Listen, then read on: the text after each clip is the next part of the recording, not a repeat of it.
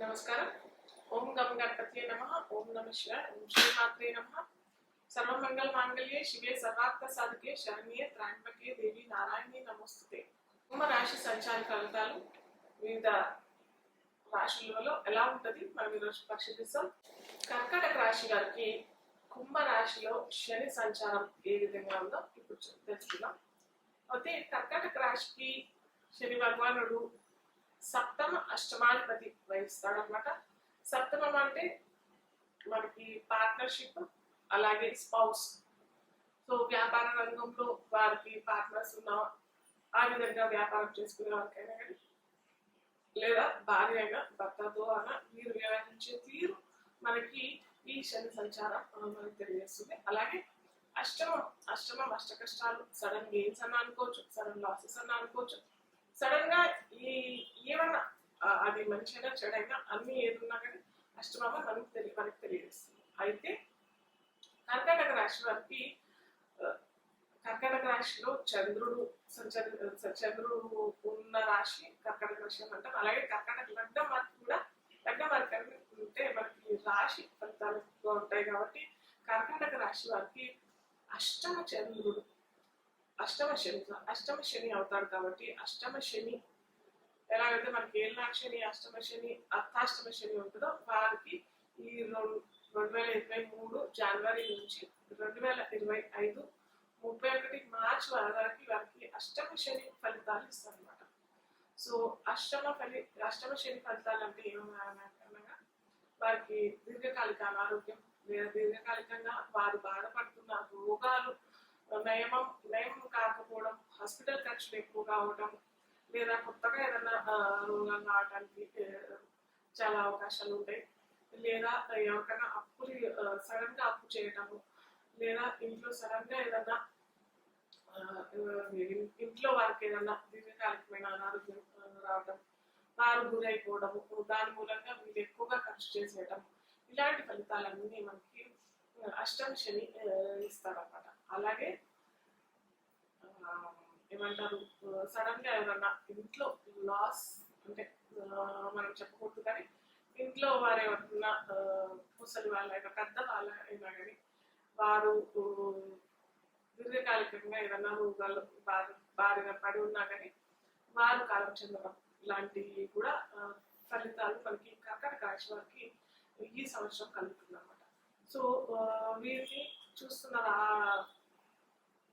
రాశి ఏంటి అని అంటే, కుంభరాశి వారికి చెప్తున్నా కదా, మేషరాశిని చూస్తాడు, అటు నుంచి సింహరాశిని చూస్తాడు, వృశ్చిక రాశిని చూస్తాడు. సో కర్కాటక రాశి వారికి మేషరాశి దశమం అవుతుంది, సింహం ద్వితీయం అవుతుంది, అలాగే వృశ్చికం వీరికి పంచమం అవుతుంది. సో వీరికి కర్కాటక రాశి వారికి దశమం అవుతుంది. కాబట్టి కర్కాటక రాశి వారికైనా కానీ, కర్కాటక లగ్నం వారికైనా కానీ ఖచ్చితంగా వీరికి దశమం అంటే వృత్తి వ్యాపారాలు అని చెప్పుకుంటాం కదా. ఆ వృత్తి రంగంలో చాలా పెద్ద ఆటంకాలు, లేదా బాల్స్ అయిపోయినా, లేకపోతే కెరీర్ సపోర్ట్ లేకపోవడం, లేదా వీరు అనుకున్న వర్క్ అనుకున్న సమయానికి అందజేయకపోవడం, మెయిన్ గా నాకు వచ్చే కాల్స్ అని చేయకుండా ఈ కర్కాటక రాశి వారికి సరిగ్గా వర్క్ అట్మాస్ఫియర్ సరిగ్గా లేదు, జాబ్ సాటిస్ఫాక్షన్ లేదు, కెరీర్ సపోర్ట్ లేదు, లేదా జెలస్ ఇవన్నీ వర్కౌట్ అవుతున్నాయి అనేసి రోజు 15 కాల్స్ అన్న అక్కడి నుంచి వస్తాయి. సో వీరికి అలాంటి కష్టాలు పడే అవకాశాలు ఈ సంవత్సరం పొడుగునా ఉంటుంది. కాబట్టి ఖచ్చితంగా వీరు పరిహారాల క్రింద ఏం చేసుకోవాలో చెప్తాను.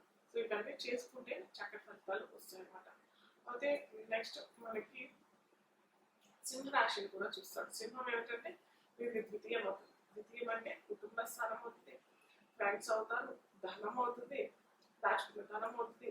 సో సడన్ గా మీరు ఏంటంటే దాచుకున్న ధనం ఎవరికైనా ఇచ్చేసారు, లేదా దాచుకున్న ధనం ఎవరన్నా కంటపట్టుకోవడం, లేదా అది చేరాల్సిన చోటు చేరకపోవడం, లేదా లేకపోతే ఎవరికైనా ఇచ్చేయడం, వారి తొందరగా వీరికి ఆ అప్పు తిరిగి రాకపోవడము. సో ధనానికి సంబంధించిన లోటు, లేదా కుటుంబంలో కొద్ది అనివార్య కారణాల వల్ల కుటుంబ వ్యక్తులలో అనారోగ్యం, లేకపోతే వీరి ముఖం కూడా అనుకుంటాం కాబట్టి ద్వితీయ స్థానం ముఖం కూడా అనుకుంటాం కాబట్టి ఖచ్చితంగా వీరికి ముఖంకి కూడా ఏదన్నా చిన్న గాయాలు అయిపోయే అవకాశాలు ఈ సంవత్సరం 2024 మొత్తం 2025 మార్చ్ సంవత్సరం కూడా చాలా కేర్ఫుల్గానే ఉండాలని చెప్పొచ్చు. ఎందుకంటే కర్కాటక రాశి వారికి అంటే చంద్రుడు అధిపతి కాబట్టి ఈ చంద్రుడికి శనికి అంత పడదు, మిత్రుడు కాదు.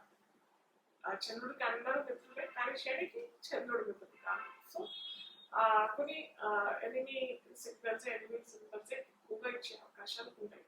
సో ఖచ్చితంగా అలాగే మనకి వృశ్చిక రాశి చూస్తాడు కాబట్టి వృశ్చికం పంచమం అవుతుంది. సో మంత్ర సాధన ఏదైనా చేసుకునే వారికి కూడా కొద్దిగా సరిగ్గా మనసు ఆ మంత్రస్థానంపై మంత్రంపై పెట్టకపోవడము, పలు విధాలుగా ఆలోచించడం, ఇలాంటి జరిగే అవకాశాలు చాలా ఉంటాయి కర్కాటక రాశి వారికి. అలాగే సంతానం కోరుకున్న వారికి సంతానం అవకాశం పొందే అవకాశం కూడా ఈ సంవత్సరం కొద్దిగా తక్కువనే అని చెప్పొచ్చు.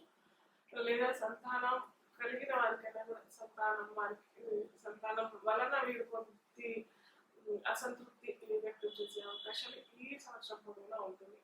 అలాగే వీరు చేసుకోవాల్సిన పరిహారాలు ఏంటంటే రాజరాజేశ్వరి ఆరాధన, అలాగే నీలిమ రంగు వస్త్రాలు అయినా లేకపోతే నీలిమ రంగు పువ్వులైనా పండ్లైనా, మనకి స్పెసిఫిక్ గా మనకి వర్షాకాలంలో మనకి నేరేడు పండ్లు అని వస్తుందా, ఆ నేరేడు పండ్లు కనుక శనివారం దానం చేసుకుంటే చాలా మంచి ఫలితాలు ఇస్తుంది. కర్కాటక రాశి వారికి చాలా చాలా మంచి ఫలితాలు ఇస్తాయి. స్పెసిఫిక్ గా గుడిలో గోపురాల్లో గుడిలో ఉన్న పూజారికి లేదా అక్కడ వచ్చే భక్తులకి మీరు కొద్దిగా తీసుకొని ఒక హాఫ్ కేజీ 1 కేజీ అలా తీసుకొని శనివారం తీసుకొని అందరికీ పంచుతూ ఉంటే చాలా మంచి ఫలితాలు వస్తాయి అన్నమాట. మీన రాశి వారికి కుంభ రాశిలో శని భగవాన్ సంచార ఫలితాలు ఎలా ఉన్నాయి మనం తెలుసుకుందాం. మీన రాశి వారికి కూడా మనం మకర కుంభ ఎలా అనుకుంటున్నాము, ఈ మీన రాశి వారికి కూడా ఏళ్ళనాటి శని. అలాగే మనం అనుకున్నట్టుగానే ఈ లగ్నాలు ఏ లగ్నాల వరకు యాంటీ, ఏ లగ్నాల వరకు ఫ్రెండ్లీ అది చూసుకోవాలి. అది చూసుకొని ఫలితాలు దాని తగ్గట్టుగా పరిహారాలు చేసుకుంటే మనకు ఖచ్చితంగా ఆ ఏళ్ళనాటి శని నుంచి మనం విముక్తి చెందే అవకాశాలు చాలా ఉంటాయి. సో ఈ మీన రాశి వారికి మీన రాశి అయినా లగ్నం వరకైనా కానీ ఫ్రెండ్లీ లగ్నాల వరకైనా ఖచ్చితంగా ఏళ్ళనాటి శని అయితే ఖచ్చితంగా విడిపబడుతుంది. అలాగే మీన రాశికి ద్వితీయ రాశి అవుతుంది. కుంభరాశి వారికి కుటుంబం నుంచి ద్వితీయం అవుతుంది. ద్వితీయం కుటుంబం అవుతుంది. కుటుంబంలో కొన్ని తలుపు ఎదుర్కొనే అవకాశాలు, డబ్బు కూడా అవుతుంది. దాచుకున్న డబ్బు అవుతుంది ద్వితీయం కాబట్టి దాచుకున్న డబ్బు పరాయణ సొమ్ము అయ్యే అవకాశం చాలా ఎక్కువగా ఈ సంవత్సరం అవుతుంది. కాబట్టి ముందరగానే మీరు ఎక్కడన్నా దాన ధర్మాలు ఏదైనా వర్గనే చేసుకోలేకపోతే ఏదైనా ఓల్టేజ్ ఉన్నట్టు కొద్దిగా ఫస్ట్ రాగానే మీకు ఏదన్నా జాబ్లో ఉన్నట్టయితే జాబ్లో ఫస్ట్ శాలరీ రాగానే ఒక 5% 10% డొనేట్ చేసుకుంటే చాలా మంచిది. ఎందుకంటే ఖచ్చితంగా వెళ్ళిపోతుంది. మీరు 5-10% దానం చేసుకోకపోతే 20% 30% ఇలా పోనశిక భగవాన్ లాగేసుకుంటాడు. కాబట్టి ఖచ్చితంగా ముందరగానే మీరు చేసుకున్నారు అనుకుంటే ఓహో ఈ జాతర ముందరగానే చేస్తారు, మనం చూసి ఆచితూచి వీళ్ళ నుంచి తీసుకోవాలి. కాబట్టి ఇంకో ఏదైనా విధంగా తీసుకునే అవకాశాలు ఉంటాయి. కాబట్టి అది కొద్దిగా బ్యాలెన్స్ అయిపోతుంది. సో ఈ మీన రాశి వారికి ఏంటంటే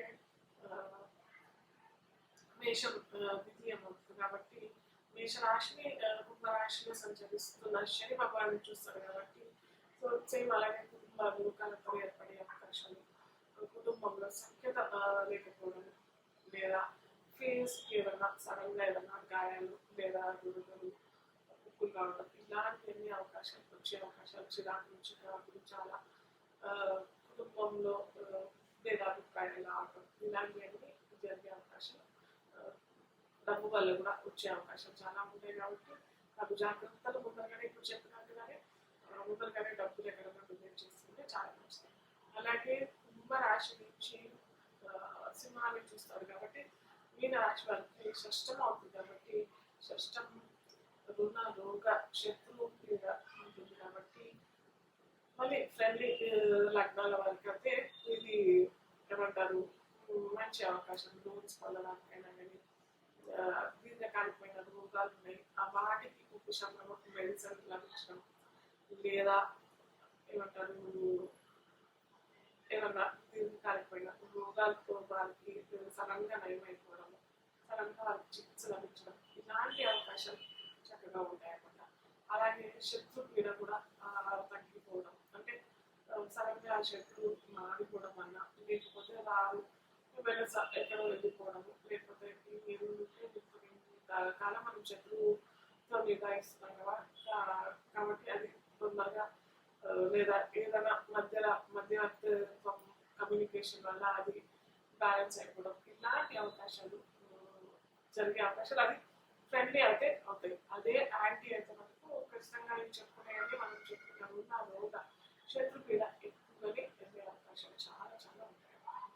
అలాగే వృశ్చికాన్ని కూడా చూస్తాడు శని భగవానుడు అక్కడి నుంచి కాబట్టి, కుంభరాశి నుంచి కాబట్టి వీరికి అది నవమం అవుతుంది. సో నవమం ఏంటంటే తీర్థయాత్రలు, తండ్రి గురుస్థానం, లేకుండా గురువు నుంచి సడన్గా వీరికి విభేదాలు, లేకపోతే తండ్రి అనారోగ్య పాలన అవ్వటము, గురువు నుంచి ఏదన్నా లభించాల్సిన విద్య వీరికి లభించకపోవడం, అలాగే తీర్థయాత్రలకు వెళ్ళినప్పుడు కూడా అనారోగ్యాలు ఎదుర్కోవడం. సో అందుకే నేను చెప్తాను, ఇలాంటి మళ్ళీ చెప్తాను, యాంటీ టెక్నాలజీ ఖచ్చితంగా రిసీవ్ చేసుకోకపోవడమే మంచిది. ఎందుకంటే మీన రాశి వారికి కూడా ఈ సంవత్సరం పొడవునా రేపు నెక్స్ట్ ఇయర్ 2025 31 మార్చి దాకా మనకి శని భగవాన్ ఇక్కడే సంచరిస్తున్నారు కాబట్టి ఖచ్చితంగా ఏకాక్షరి ఉంటుంది. రేపు తర్వాత కూడా ఏకాక్షరి ఉంటుంది. రేపు ఇంకా 2.5 years కూడా ఏకాక్షరి ఖచ్చితంగా ఉంటుంది కాబట్టి ఖచ్చితంగా మీరు దూర ప్రాంతాలు విజిట్ చేయాలనుకుంటున్న కూడా చేయకపోవడమే మంచిది. దగ్గర ప్రాంతాల్లో ఏమైనా కుటుంబాలు విజిట్ చేస్తే చాలా మంచిది. అలాగే మీన రాశి వారు గురువారాలు,